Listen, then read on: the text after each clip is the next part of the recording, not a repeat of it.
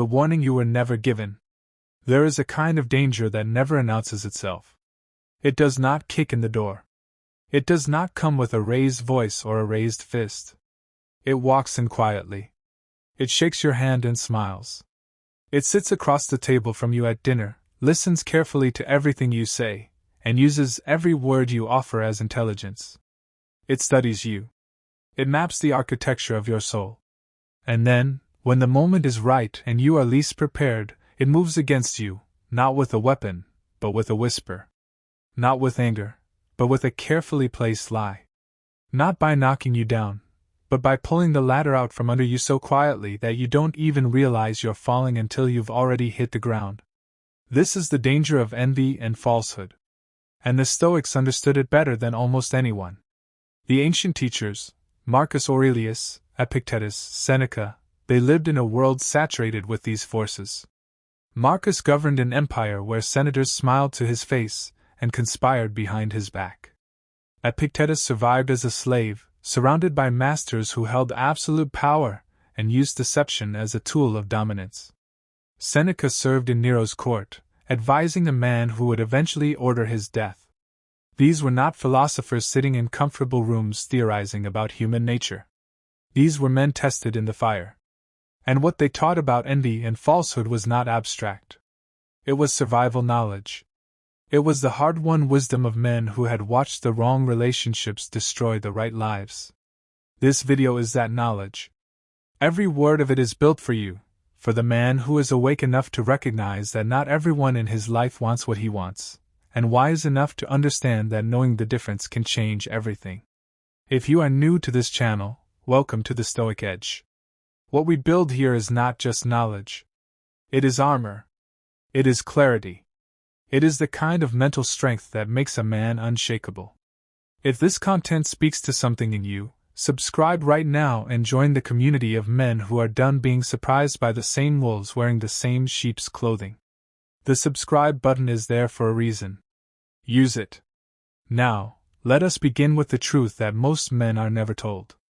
The architecture of envy. Envy is not a simple emotion. It is not jealousy in disguise. People confuse the two constantly, and the confusion is costly. Jealousy is the fear of losing what you already have. Envy is something far darker. It is the pain of watching someone else have what you do not, and the secret desire, often unconscious, to see them deprived of it. Jealousy wants to hold on. Envy wants to tear down. The distinction matters enormously because it determines how the feeling will express itself in behavior, and behavior is what will either protect you or destroy you. Marcus Aurelius wrote with piercing clarity about this distinction in his private journals. He observed that the envious person does not merely desire what another has. He desires that the other person should not have it. There is a crucial difference. The man who looks at your success and says, "I want that for myself one day," is ambitious. The man who looks at your success and feels a cold, queasy resentment, who is slightly relieved when things go wrong for you, who searches your victories for signs of luck or fraud or undeserved fortune, that man carries envy. And he is dangerous not because he hates you. He is dangerous because he doesn't fully understand that he does. This is the first architectural feature of envy. It is almost always invisible to the one who carries it. The envious person rarely walks around thinking, "I am consumed by envy." He constructs elaborate internal narratives that repackage the feeling as something more socially acceptable.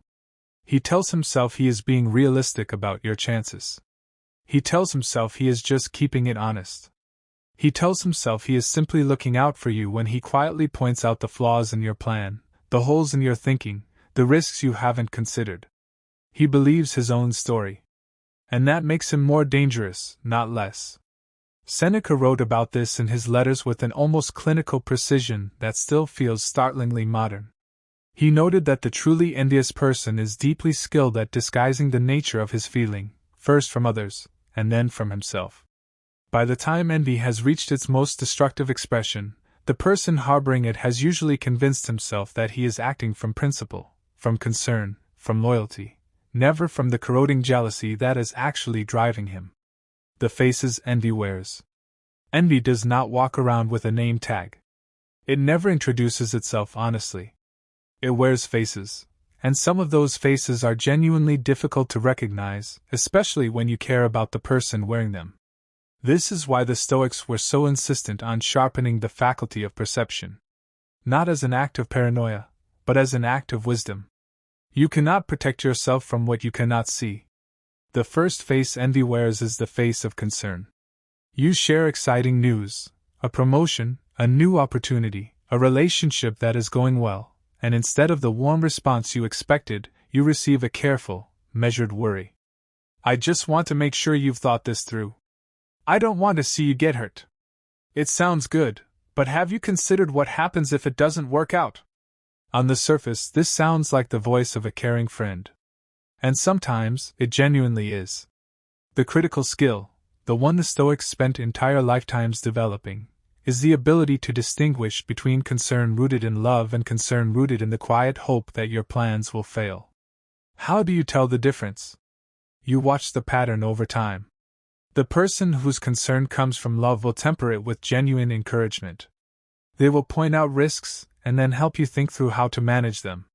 They will be visibly, authentically happy when things go well for you. The person whose concern comes from envy will return to the same worries again and again, even after you have addressed them. Their concern never transitions into enthusiasm. And when things go well for you, when you prove them wrong and achieve what you set out to do, there is something off in their response. A pause. A redirect. A sudden focus on the next potential problem, before the current success has even been fully acknowledged. The second face envy wears is the face of humor. Jokes at your expense, the kind that are sharp enough to wound but delivered with a smile so they can always be walked back. I'm just playing. You know I love you. The Stoics recognize this pattern as one of the most insidious expressions of envy because it weaponizes the social convention of laughter. If you react, you are the one who cannot take a joke. If you don't react, the message lands anyway. Either way, the envious person wins. Seneca wrote that the man who hides his hostility inside a smile is more dangerous than the man who wears his hostility openly, because the open enemy at least has the decency to let you know where you stand. The third face, false loyalty. Of all the faces envy wears, the face of false loyalty is the most treacherous. This is the person who claims to be in your corner completely, who speaks of your friendship as something rare and sacred, who is available and present in your low moments with a warmth that feels genuine, because in those low moments, it often is. The envious person who presents as loyal is frequently most genuine in his support when you are struggling. This is not cynicism. This is Stoic observation. The person whose secret compass points toward your diminishment is most comfortable, most relaxed, most authentically kind when you are at your lowest, because in that moment there is no threat to manage. Watch what happens when you rise. Watch what happens when the tide turns in your favor and you begin to move towards something significant. The loyal friend becomes more available as your star rises. The falsely loyal person becomes subtly less available. He is still there, technically, but something shifts. The enthusiasm thins. The calls come less frequently. The encouragement takes on a note of obligation rather than genuine desire. And if your success continues, the criticism begins. Quiet at first. Framed as honesty, as the kind of hard truth only a real friend will tell you. But watch the nature of the criticism. Is it aimed at helping you think more clearly, or is it aimed at introducing doubt? Is it specific and constructive, or is it vague and lingering, the kind designed not to help you solve a problem but to make you question whether you deserve what you are building? Marcus Aurelius had a remarkable practice. He made it a habit, in his private reflections, to examine the people around him not by what they said but by what they consistently did when he succeeded and when he failed. Not by their proclamations of loyalty, but by the quality and consistency of their behavior across both conditions. He wrote that a man's character is revealed most clearly not in crisis, when everyone rallies, but in the quiet ordinary moments when there is no drama to perform for, and the only thing driving behavior is who a person actually is on the inside. How envy moves through groups. One of the most destructive things about envy is that it rarely stays contained to a single person. It spreads. It recruits. It builds alliances. The envious individual, operating alone, has limited reach. But envy unchecked tends to seek coalition, because there is something comforting to the envious mind about shared resentment. If others can be made to see what I see, if others can be brought to question this person's success, this person's character, this person's worthiness, then my own feelings are validated. I am no longer harboring a dark secret. I am simply part of a group that is being clear-eyed and honest. This is how reputations are quietly destroyed. Not with a single dramatic accusation, but with a slow accumulation of planted doubts, carefully seeded conversations, and strategic silence. Someone mentions your name and the person operating out of envy does not challenge the negative framing, he lets it stand. He adds a gentle murmur of assent. He offers a small detail that seems to confirm the worst interpretation. Over months, over years, this is how the architecture of your reputation in a room, in an organization, in a community can be quietly undermined, not by loud attacks that can be countered, but by soft persistent erosion that you may not even be aware of until the damage is already done. Epictetus addressed this phenomenon with characteristic directness. He taught that a man who has not developed the wisdom to distinguish genuine allies from strategic ones will find himself standing in a circle of smiling faces, not realizing until it is far too late that those smiles have been carefully curated to manage him rather than honor him. The Stoic response to this was not paranoia. It was discernment. The ability to observe, to hold judgment in reserve, to test loyalty over time and across varied circumstances rather than accepting stated loyalty at face value. If what you are learning here is giving you sharper eyes, share it with a man who needs it. And if you have not yet subscribed to the Stoic Edge, do it now. This channel exists for the man who wants to move through the world with wisdom, not as a victim, not as a cynic, but as a man who sees clearly and acts accordingly. Hit that subscribe button. Stay in the conversation. Because this is only the beginning. The telltale signs, reading the body. The Stoics were careful students of human behavior, not in a manipulative sense, but in the deeply practical sense that understanding what a person is actually experiencing allows you to respond with appropriate wisdom rather than naive trust. And what they observed, with a sophistication that modern behavioral science has largely confirmed, is that envy and falsehood leave physical signatures. The body, whatever the mind intends, tends to speak the truth.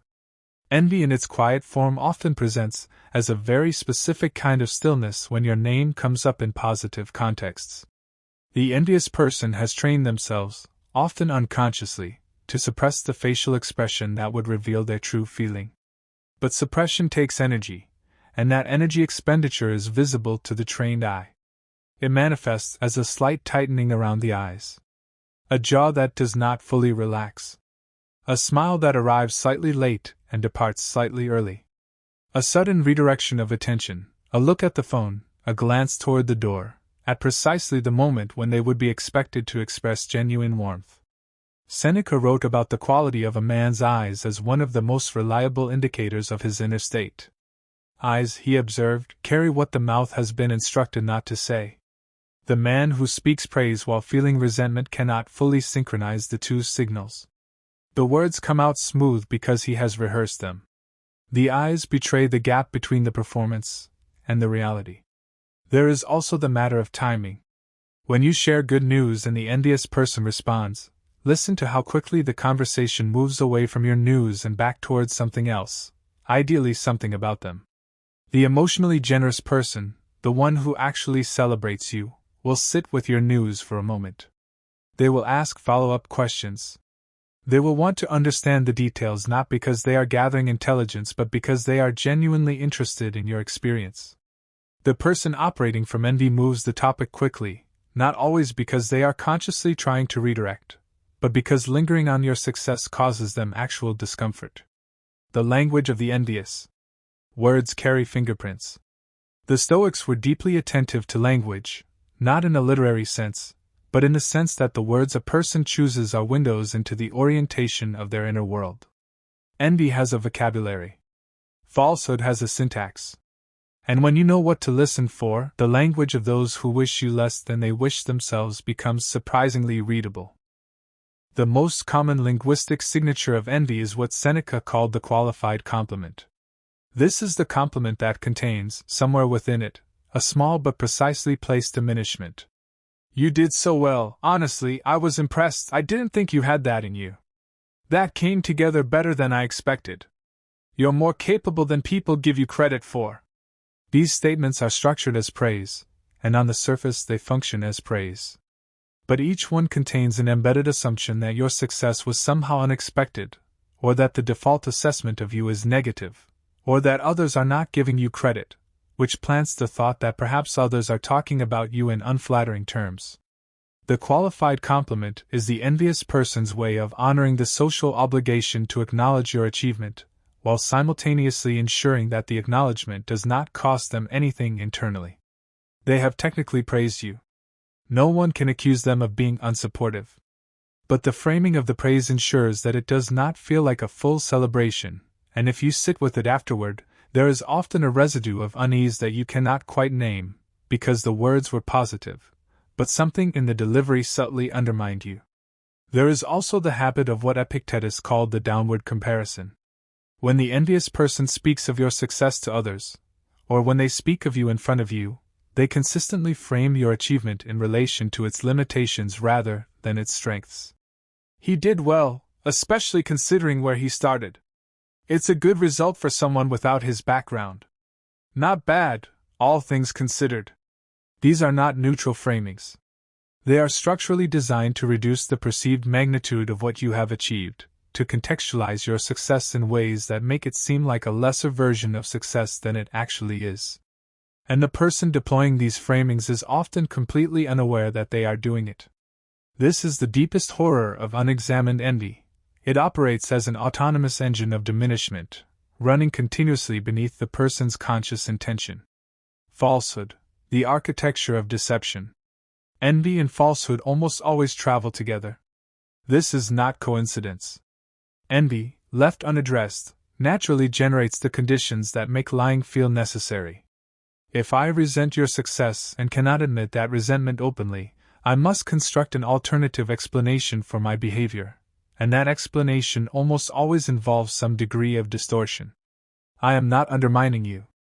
I am being honest. I am not tearing down your reputation behind your back. I am expressing legitimate concerns. I am not secretly rooting against you. I am simply being realistic. The first and most important thing to understand about falsehood, the thing the Stoics were absolute about, is that it is not primarily a moral failure. It is a strategic choice. People lie, and people deceive, because deception appears to offer them something that the truth would cost them. Understanding the strategy behind a lie is far more useful than simply recognizing that a lie has been told, because it allows you to understand what the person wants, what they fear, and what they are willing to do to protect both. Marcus Aurelius returned again and again in his meditations to the concept of understanding the inner logic of other people's choices. He did not approve of deception. He condemned it in himself with extraordinary strictness. But he refused to be merely morally outraged by it in others, because moral outrage, he recognized, was a way of feeling better about a situation without actually understanding it. If someone deceives you, the useful question is not, how could they do this? The useful question is, what did they need that they believed deception would give them? Because that question reveals the nature of the person, the structure of the relationship, and the likely future direction of their behavior. The 4 types of liars. In the Stoic tradition, and in the deeper observation of human behavior that flows from it, there are essentially 4 types of people who deceive. Understanding which type you are dealing with is not an academic exercise. It is a practical necessity, because each type requires a different response, and applying the wrong response to the wrong type will either escalate the problem or leave you more vulnerable than you were before. The first type is the habitual deceiver. This person lies reflexively, almost automatically, about things that require no lying at all. Small things. Inconsequential things. They tell you they were stuck in traffic when they simply did not want to be on time. They claim to have tried to reach you when they did not. They adjust minor details of stories to present themselves in a slightly more favorable light. These lies are so routine, so embedded in their communication style, that they no longer experience them as lies. They are simply the way the person narrates themselves to the world. Seneca identified this type clearly and warned that the habitual small liar is not safer than the strategic liar. He is more dangerous, because his deception is involuntary and therefore unpredictable. The strategic liar lies for reasons you can understand and therefore anticipate. The habitual liar lies for no reason at all, or for reasons so trivial that they cannot be mapped. The second type is the protective deceiver. This person lies specifically to avoid conflict, to spare your feelings, or to protect themselves from social discomfort. They will tell you what they think you want to hear, not because they want to manipulate you, but because the discomfort of honesty feels unbearable to them. This type is not malicious. But they are unreliable in a very specific way. Their version of reality is always filtered through the lens of what is comfortable to say, and that filter consistently distorts the information you receive from them. When you need clear, unvarnished truth, which is precisely when the stakes are high, the protective deceiver will give you warmth instead of information. And warmth, however genuine, is not what you need when you are navigating a serious decision. The third type is the strategic deceiver. This person lies with intention and awareness. They lie because lying serves a specific goal: to acquire something, to protect something, to damage someone, or to position themselves advantageously. The strategic deceiver is the most classically dangerous type, and the Stoics discuss this type at length. Epictetus taught that the best protection against the strategic deceiver is not suspicion. Suspicion poisons all your relationships indiscriminately, but calibration. The ability to evaluate what a person has to gain from what they are telling you, and to weight their testimony accordingly. The fourth type, and in many ways the most fascinating, is the self-deceived deceiver. This is the person who does not consciously know they are lying. They have convinced themselves so completely of their own narrative, their own righteousness, their own good intentions, their own victimhood, that the distortions they project outward are simply reflections of the distortions they have already accepted inward. Marcus Aurelius spent more time in his private writings examining this type than any other, perhaps because he recognized it as the type most likely to operate without any of the normal tells that warn you when deception is in play. The self-deceived deceiver passes every sincerity test because, on one level, they are genuinely sincere. They believe what they are saying. And that belief makes them enormously persuasive, enormously difficult to confront, and enormously dangerous.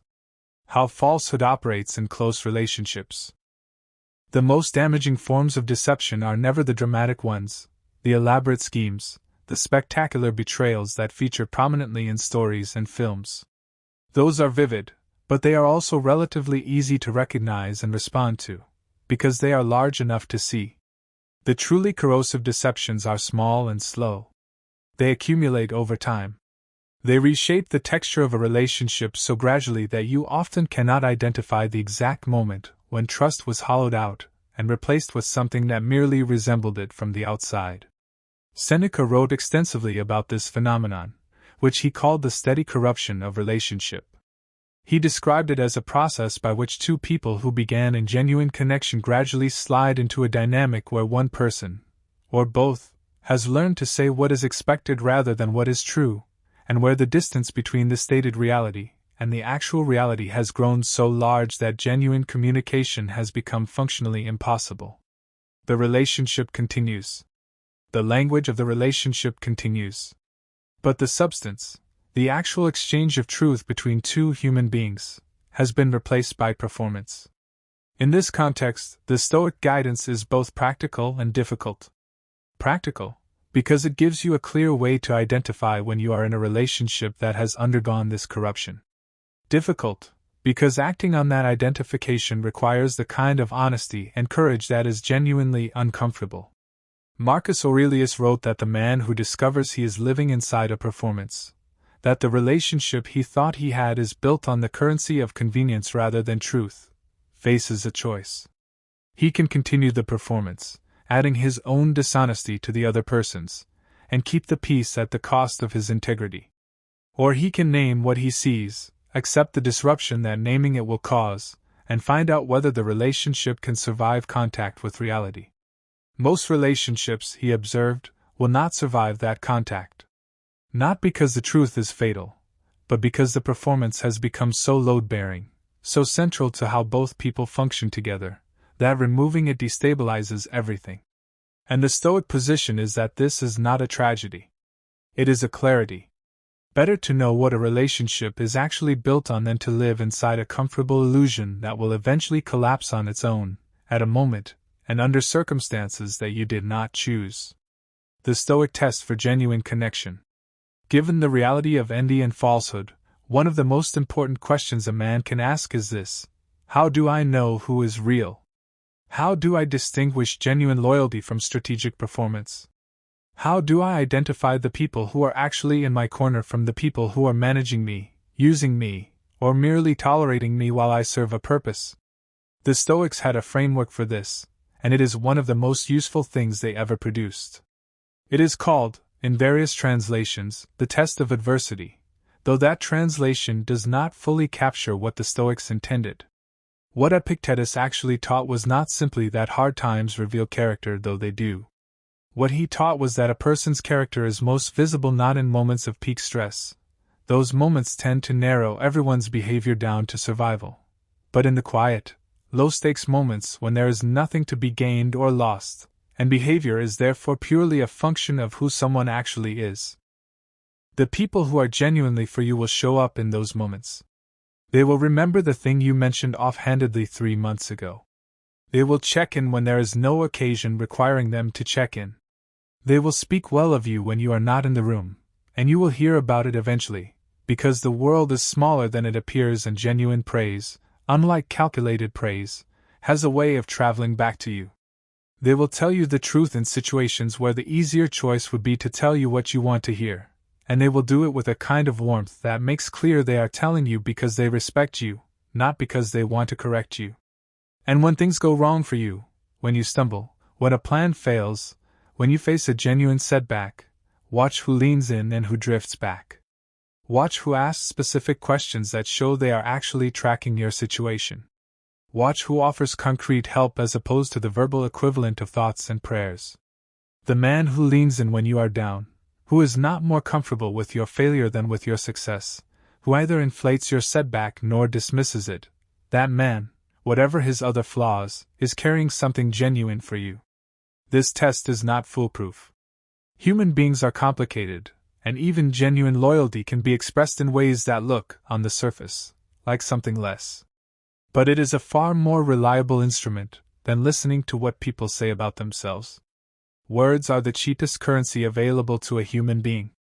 Behavior, consistent behavior over time and across varied circumstances, is the only currency that actually means something. What envy reveals about the envious person. Here is something that the Stoics understood that most of us resist. The envious person's envy is not really about you. It is about them. This is not a way of minimizing the harm that envy causes. That harm is real and can be serious.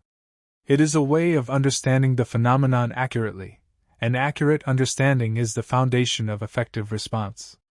Envy, at its core, is a signal of unresolved internal conflict. The person who envies your success is not simply responding to you. They are responding to the gap they experience between where they are and where they believe they should be, and your success, by existing visibly, makes that gap feel wider and more painful. You have not caused their pain. You have simply made it visible in a way it was not before. The pain was always there. The envy is just the form the pain takes when it is looking for somewhere to direct itself. Marcus Aurelius wrote about this with a compassion that is genuinely admirable, given the context in which he was writing. This was a man who had experienced the full weight of others' envy, men in power who resented his authority, subordinates who worked against his interests, senators who smiled and conspired. And yet his private writing reveals not bitterness but a kind of philosophical understanding. He wrote that the man consumed by envy is in a prison of his own construction, more trapped than any prisoner behind physical walls, because the prison is built from his own perception and he carries it everywhere he goes. This understanding is not permission to be naive about the harm the envious person can cause. It is a tool for maintaining the internal stability that the Stoics called equanimity. the ability to see clearly without being destabilized by what you see. When you understand that the envy directed at you is, at its root, the other person's pain expressing itself, you are less likely to take it personally in a way that triggers a defensive response. And a defensive response is exactly what the envious person, often unconsciously, is trying to provoke, because conflict and defensiveness allow them to reframe the narrative, to cast you as the aggressor, to make your success look like arrogance and your boundaries look like hostility. The Stoic response to envy: not retreat, not attack. When you have identified envy in someone close to you, or someone in your professional circle, the question immediately becomes, what do you do? The instinctive answers are either to confront it directly or to withdraw completely. The Stoics recommended either as a first response, because both contain the seeds of escalation that serve the envious person more than they serve you. Direct confrontation, saying to someone's face that you believe they envy you, almost never produces the result you are hoping for. The reason is simple: if the person has any degree of self-awareness, they will deny it, because acknowledging envy is one of the most difficult admissions a human being can make. The admission requires them to acknowledge simultaneously that they are carrying a negative feeling about you, that this feeling is driven by your success rather than your flaw, and that they have been managing this feeling through behavior that is less than honorable. Almost no one can step into all three of those acknowledgments at once, particularly when they are being confronted in real time. What you are likely to get is denial, followed by anger, followed by a reversal in which your naming of the envy becomes evidence of your arrogance, and the conversation ends with the envious person feeling more justified in their resentment than before. Epictetus taught a principle that applies with particular force here: you cannot control what others feel. You can only control your own choices, your own standards, and the company you keep over time. The response to identified envy is not a confrontation. It is a calibration.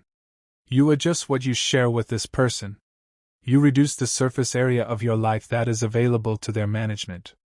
You stop providing them with the information and the access that allows the envy to continue to focus and direct itself. Not with drama. Not with announced withdrawal. Quietly.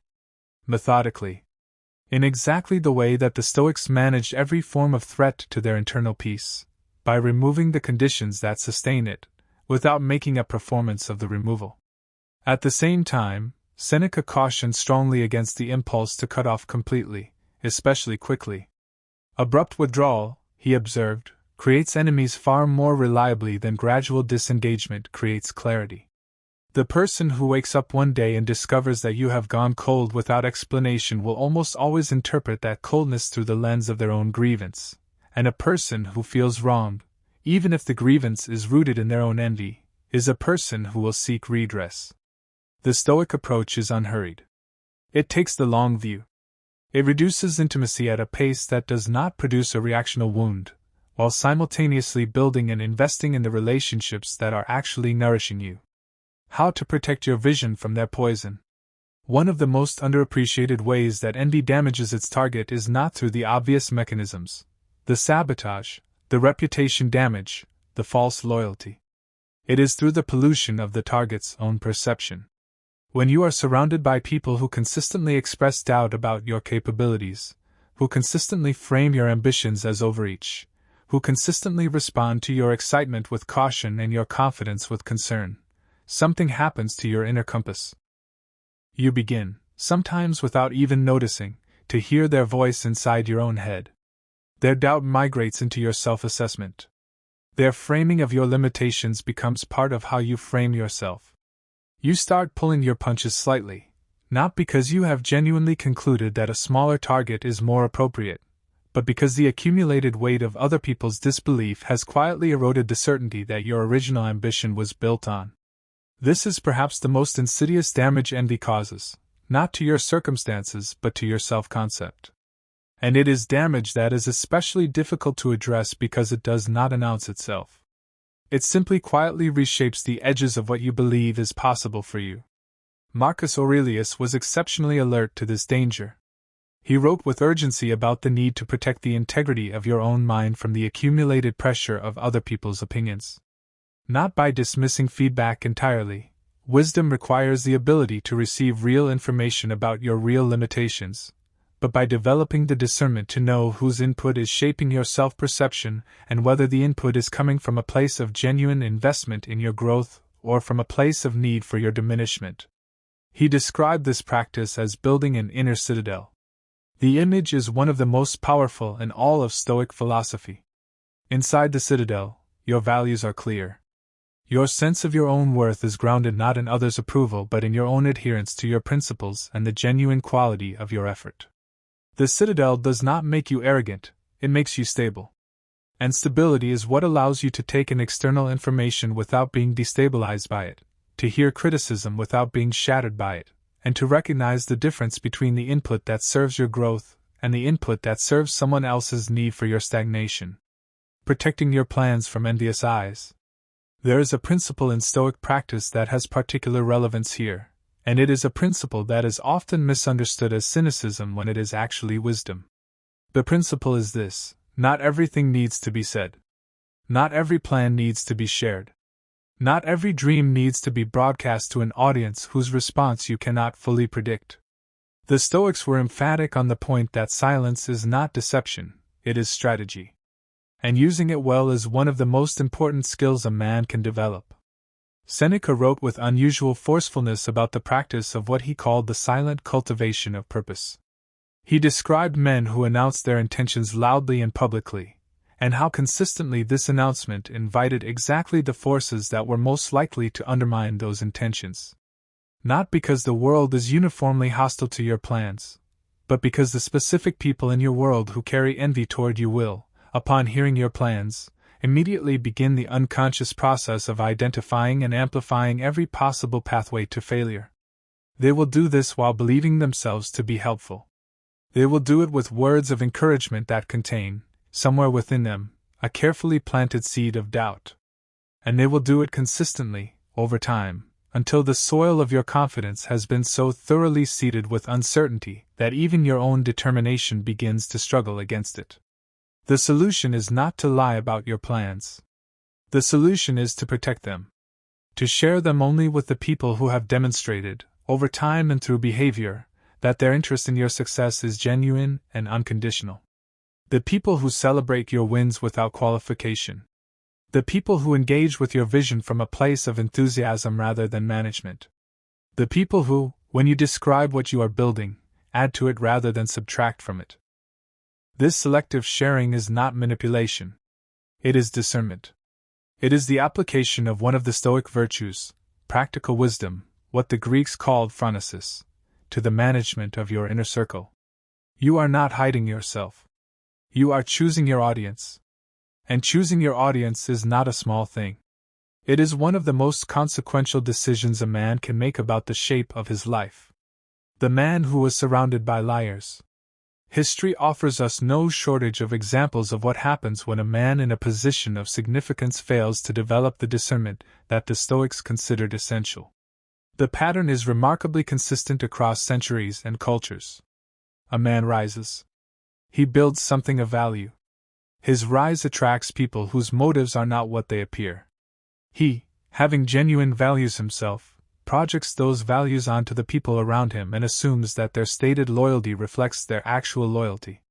And then, at some critical juncture, a moment of vulnerability, a decision that requires trust, a situation where the truth about the people around him would have saved him if he had known it in time, the falseness is revealed.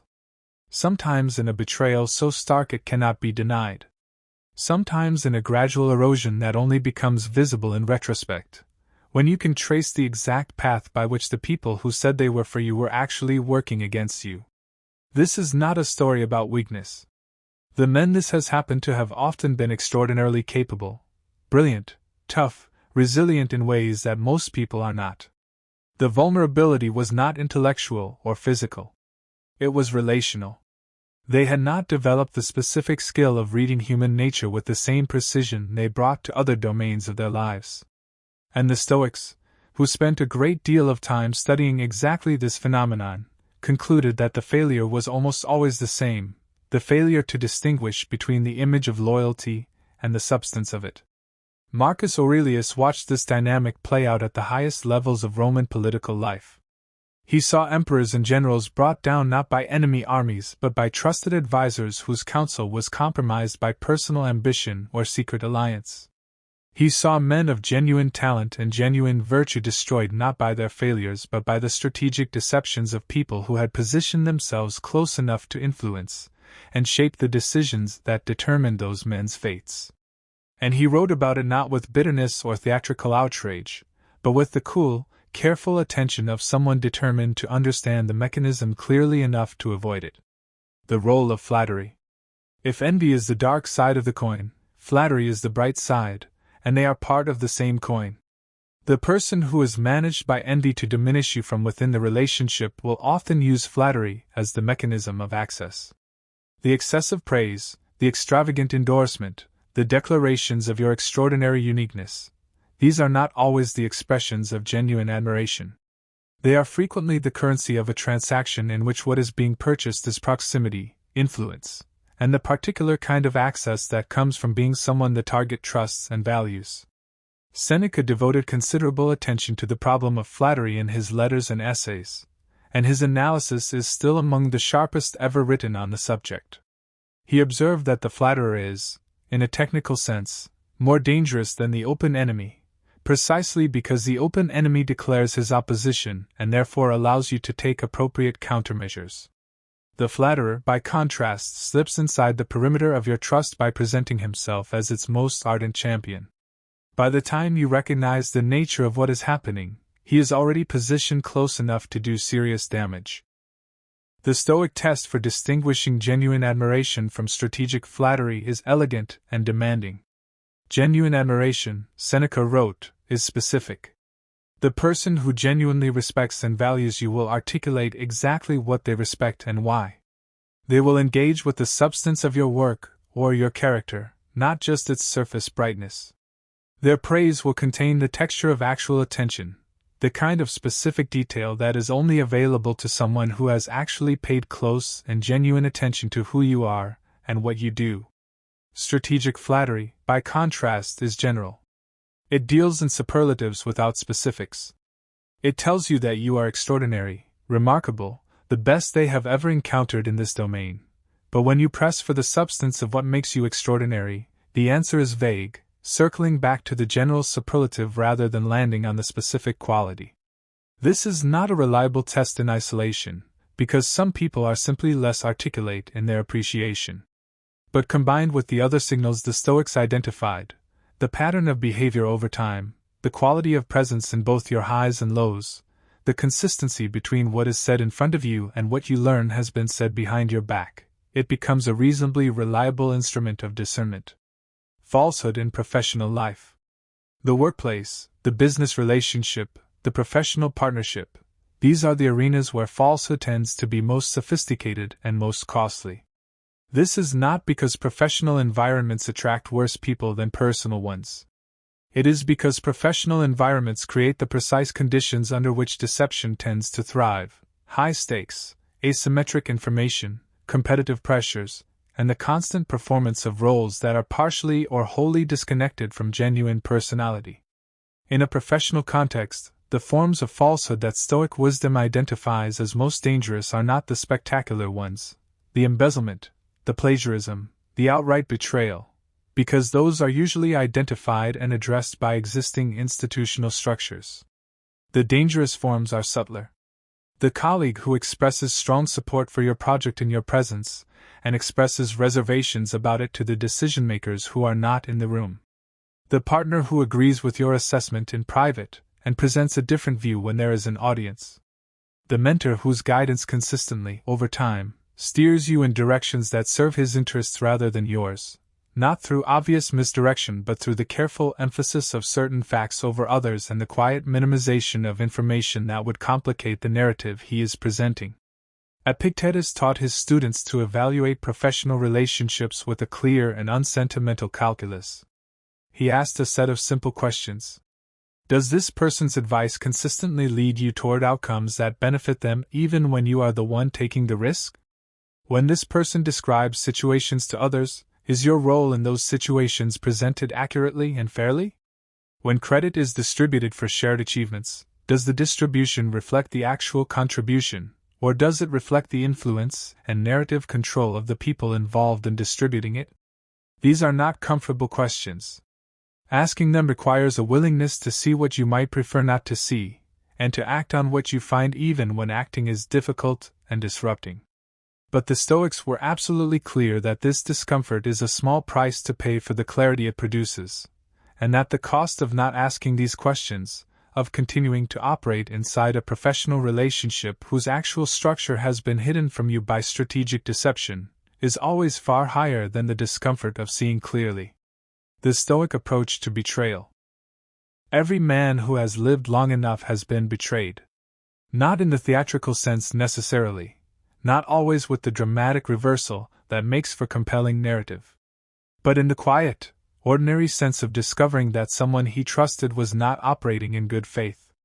The discovery can arrive in many forms. A conversation he was not supposed to hear. A pattern of behavior that suddenly becomes legible in hindsight. A moment when the story someone has been telling him about themselves stops holding up against the evidence of what they actually do. The Stoic response to betrayal is one of the most admirable and most demanding things in the entire tradition. It does not counsel denial. It does not counsel the suppression of the anger and grief that genuine betrayal produces. Marcus Aurelius, who had every reason to be bitter about the betrayals he experienced in his court and in his family, never pretended that betrayal was without pain. He acknowledged the wound. He allowed it to be what it was. And then, and this is the Stoic part, he refused to allow it to become the lens through which he saw all subsequent human relationships. This is perhaps the most important instruction in this entire discussion.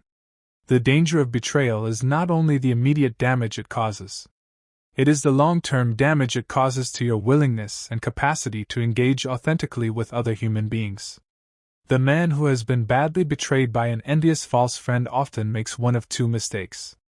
He either returns to the relationship and the dynamic that produced the betrayal, because the alternative is too difficult to contemplate, or he withdraws from genuine human engagement altogether, building protective walls around himself that keep out not just the people who might harm him, but the people who might genuinely nourish him.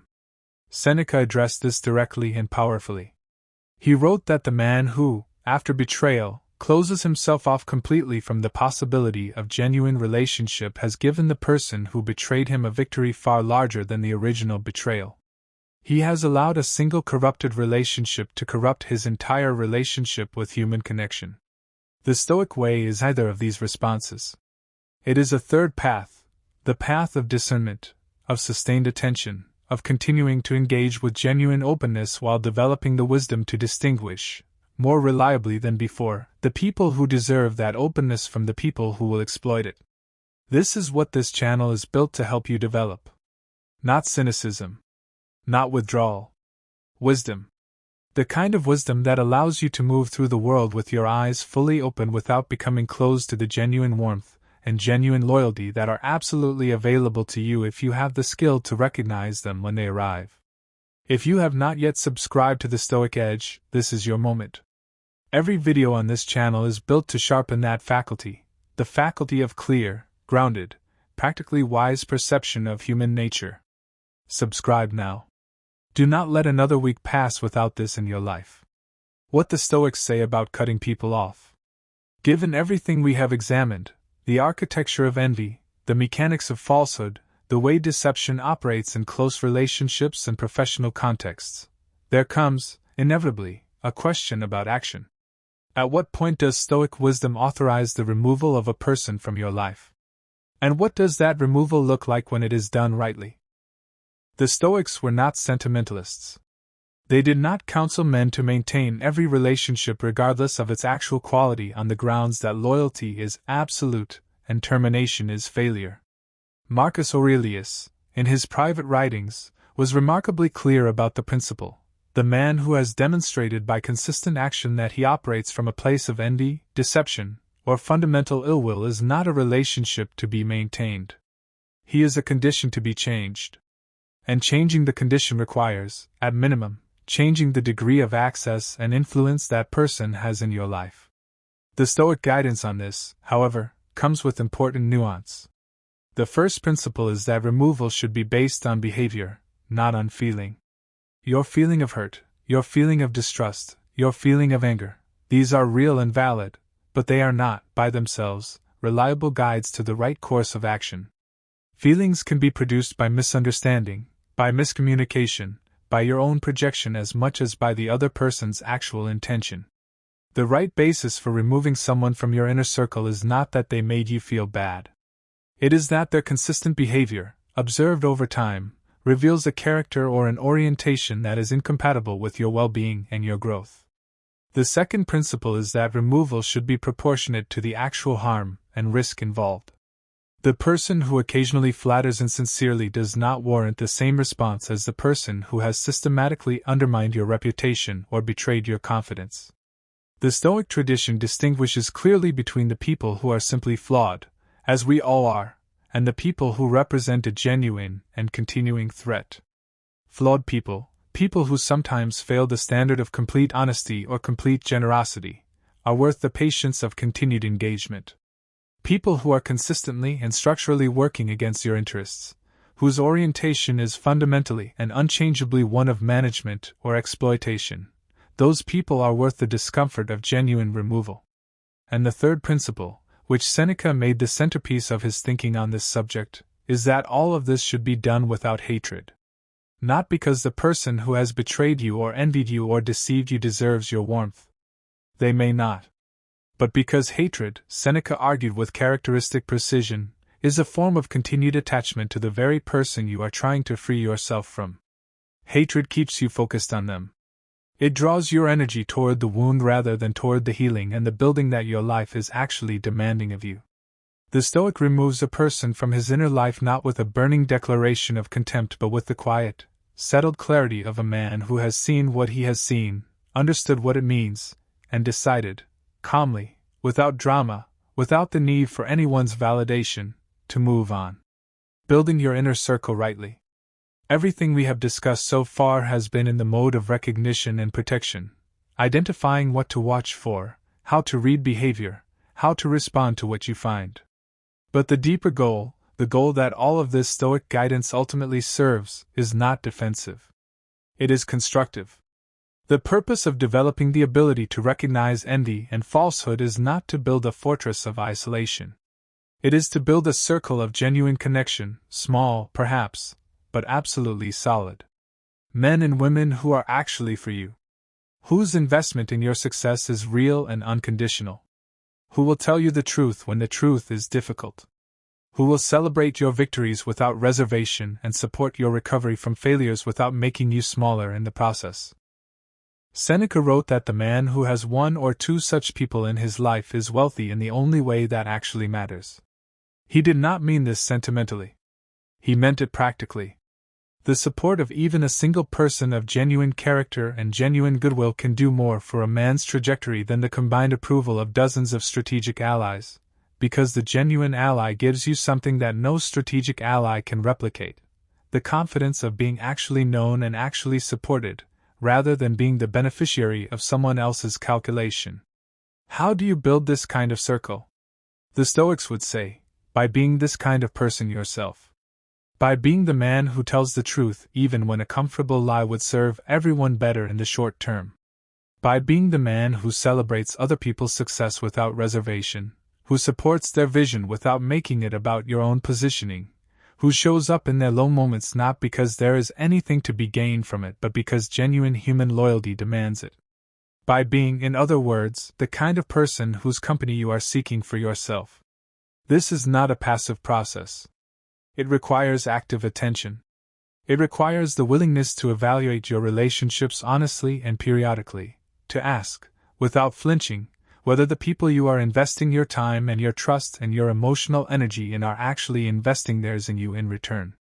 Not as an accounting exercise, where loyalty is tallied in columns and relationships are terminated when the balance tips, but as a wisdom practice, the ongoing cultivation of the kind of attentiveness to human nature that allows you to know, with something approaching clarity, who is genuinely in your corner and who is not.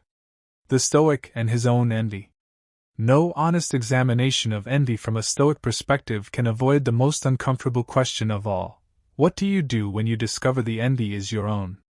Because the same capacity for clear self-observation that allows you to recognize envy in others will, if you are honest enough to let it operate fully, eventually turn its gaze inward.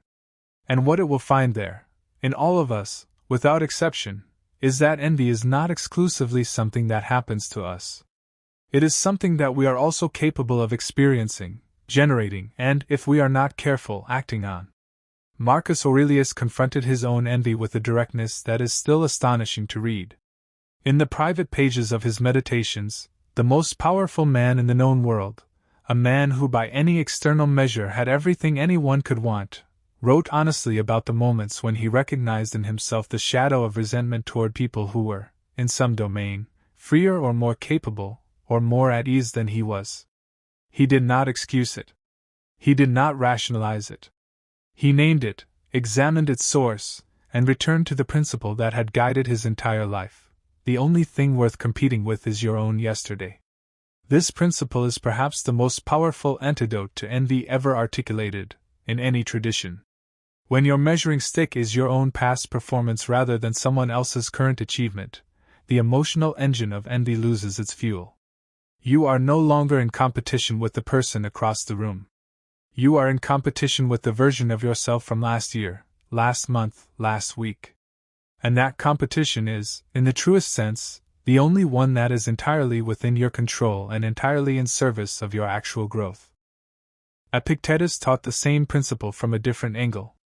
He pointed out that the envious person's fundamental error is a category error, the error of treating another person's possession or achievement as relevant to his own worth.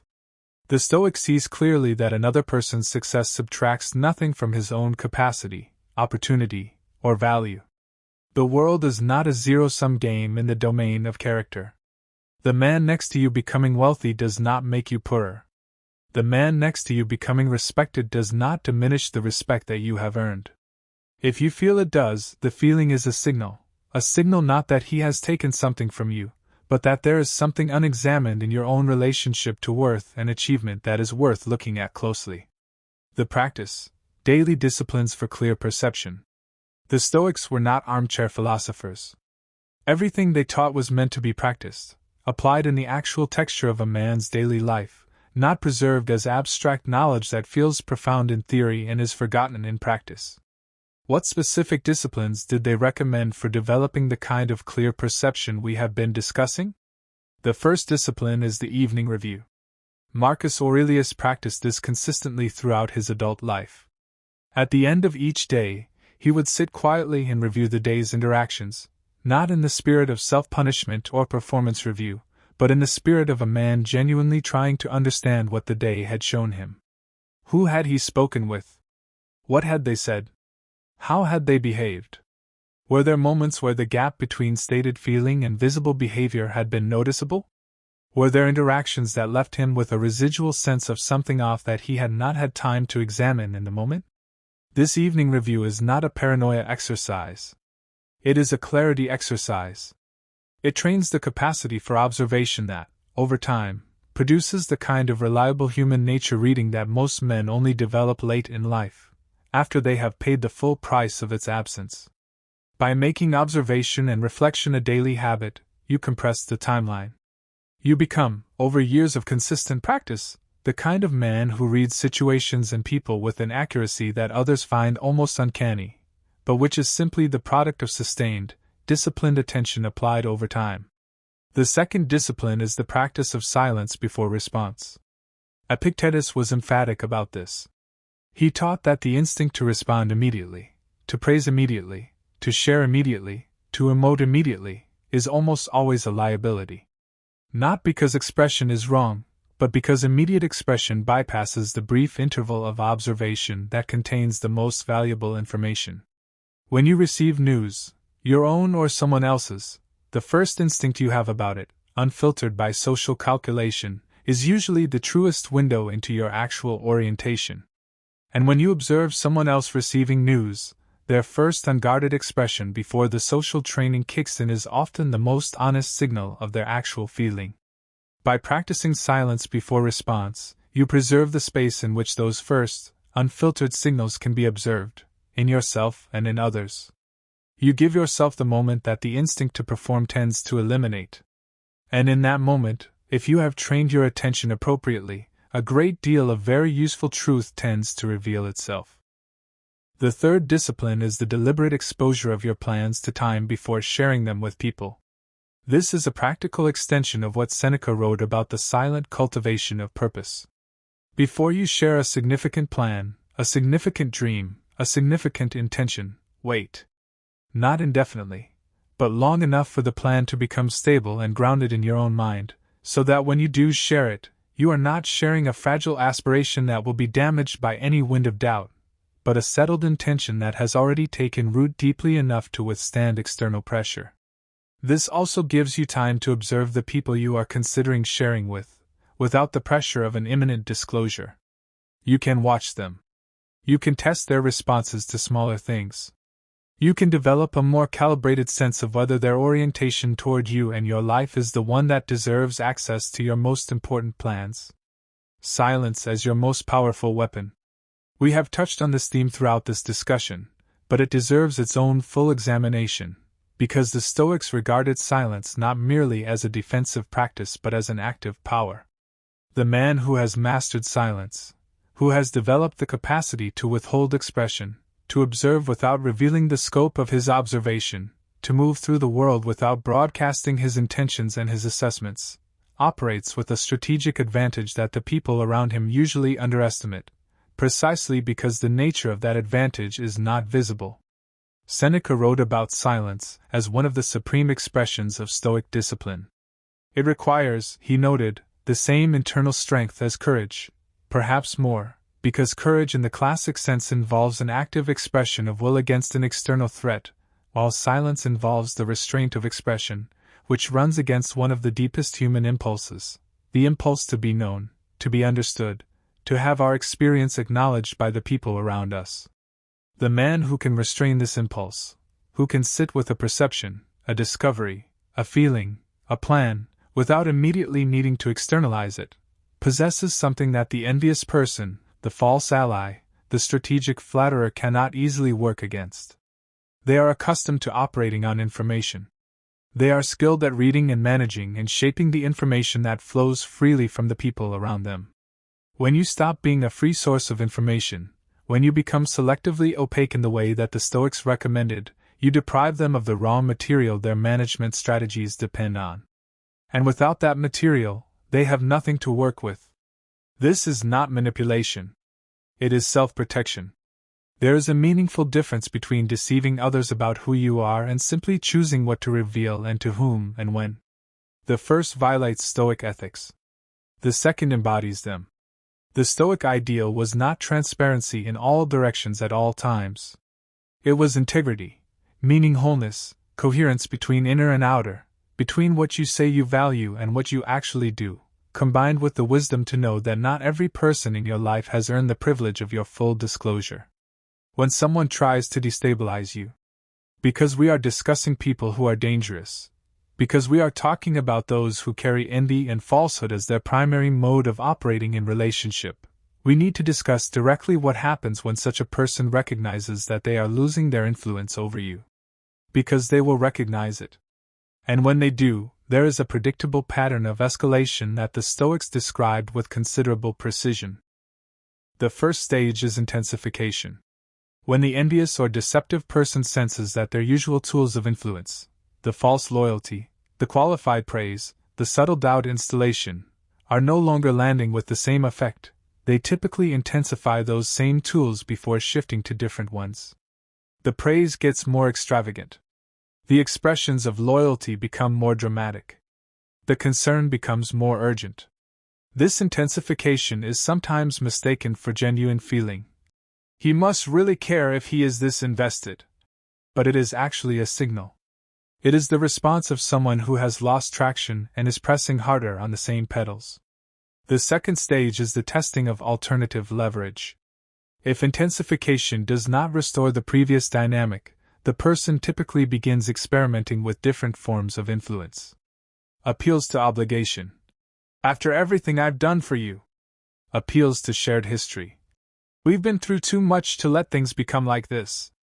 Appeals to your concern for their feelings. I'm just worried about you. I thought you knew that. These appeals are designed to activate the social conditioning that most of us carry around loyalty and reciprocity, and they are often effective precisely because those values are genuine in us, even when they are being strategically exploited. Marcus Aurelius had a simple test for these moments. He would ask himself, is this person's current expression of feeling consistent with their pattern of behavior over time, or is it a departure from that pattern triggered by my withdrawal of access? If the answer is the latter, if the warmth and the vulnerability and the declarations of deep regard are appearing now, specifically in response to your increased distance, when they were notably less present when you were fully available, that is information. It is not proof of malice. But it is a strong signal that what is being expressed is not spontaneous feeling but strategic response. And responding to strategic response as though it were spontaneous feeling is a trap that the Stoics were very specifically determined to avoid. The man who sees clearly. We have covered an enormous amount of terrain in this discussion. The architecture of envy. The faces it wears. The language of the envious. The 4 types of liars. The way falsehood operates in close relationships and professional life. The Stoic tests for genuine connection. The disciplines that develop clear perception. The response to betrayal. The role of silence. The management of attempted destabilization. All of this adds up to a single integrated picture, the picture of a man who sees clearly. Not the man who is suspicious of everyone and trusts no one. Not the man who has armored himself so thoroughly against the possibility of betrayal that he has also armored himself against the possibility of genuine love and genuine loyalty. But the man who moves through the world with his eyes fully open, who has developed, through sustained attention and honest self-examination and the disciplined practice of Stoic wisdom, the capacity to read human nature accurately and to act on what he reads. This man is not common. He is not the default product of an ordinary upbringing or an ordinary education. He is the product of a specific kind of work, the work of self-development in the Stoic tradition, which requires not just intellectual engagement with ideas but actual behavioral change in how you observe, how you respond, and how you construct the relationships that define your daily experience. Marcus Aurelius aspired to this quality of perception throughout his life. He wrote in his Meditations with the self-awareness of a man who knew he had not yet fully achieved it, who knew that his own emotions, his own needs, his own blind spots continued to compromise his vision even after decades of deliberate practice. This honesty is itself part of the Stoic ideal. The man who sees clearly is not the man who claims to have achieved perfect objectivity. He is the man who is honest about the ways his perception is still compromised, who continues to work on those compromises, and who holds his assessments of other people, however well-grounded in observation, with a humility that leaves room for the possibility that he has not seen the whole picture. The final teaching. The Stoics were ultimately not teachers of suspicion. They were teachers of engagement. They believed, with a conviction that ran through every word Marcus Aurelius, Epictetus, and Seneca wrote, that human life is lived most fully in genuine relationship with other human beings, and that the purpose of developing the wisdom to recognize envy and falsehood is not to escape relationship but to be able to engage in it authentically and sustainably. The man who cannot recognize the people who wish him harm will continually find himself depleted by relationships that take without giving, managed by people who present as allies while operating as antagonists. He will spend his energy defending against threats he cannot see and trusting people who do not deserve his trust. And the compounding cost of this, over a lifetime, is not primarily the damage done by specific acts of betrayal or specific campaigns of envy. It is the erosion of the man himself, his energy, his confidence, his willingness to engage openly, as he absorbs blow after blow from sources he never fully understood. The man who has developed Stoic perception faces the same world. He encounters the same envy, the same falsehood, the same strategic flattery, the same quietly destructive relationships. But he encounters them with the capacity to see them for what they are. And that capacity changes everything. It changes the choices he makes about where to invest his trust. It changes the speed at which he recognizes and responds to dynamics that are working against him. It changes the quality of his inner life, which is no longer distorted by the accumulated confusion of not knowing who is actually for him. And it changes the character of the relationships he builds, because the man who sees clearly and acts accordingly, who brings genuine discernment to the construction of his inner circle, tends, over time, to be surrounded by people of genuine character. Not because the world has changed, but because he has changed. Seneca wrote, in one of the final letters before his death, that the greatest gift a man can give himself is the capacity to see not just the world as it is, but the people in it as they are, and himself as he is. This clarity, he wrote, is not easy and it is not quick. It is the work of a lifetime. But it is the only work that produces a life that is actually lived, as opposed to a life that is merely survived, in the company of people who were never fully known. That is the Stoic edge. Not the edge of cynicism. Not the edge of hardness. The edge of clarity. The edge of wisdom applied to the most human and most difficult of all domains, the domain of relationship, trust, loyalty, and the ancient, enduring challenge of knowing who is truly in your corner. If this reached something in you today, do not let it sit idle. Share this video with a man who needs it. A friend, a brother, a son, a father, someone who has been navigating these dynamics without the framework to understand what he is dealing with. This knowledge is too valuable to keep to yourself. And if you are not yet a subscriber to the Stoic Edge, this is your moment. Every single video on this channel is built from the same foundation, Stoic wisdom applied to the real, practical challenges of life as a man in this world. Marcus Aurelius, Epictetus, Seneca. Their words are not museum pieces. They are living tools. And this channel exists to put those tools in your hands. Subscribe right now. Hit the bell notification so you do not miss a single release. This community of men who are committed to seeing clearly and living rightly, you belong here. Do not wait. The man who sees clearly cannot be controlled. The man who sees clearly cannot be managed by other people's envy. The man who sees clearly cannot be poisoned by other people's falsehood, because poison requires a host, and a man who sees it for what it is refuses to be that host. See clearly. Live accordingly. That is the Stoic Edge. The Stoic Edge, forged in silence.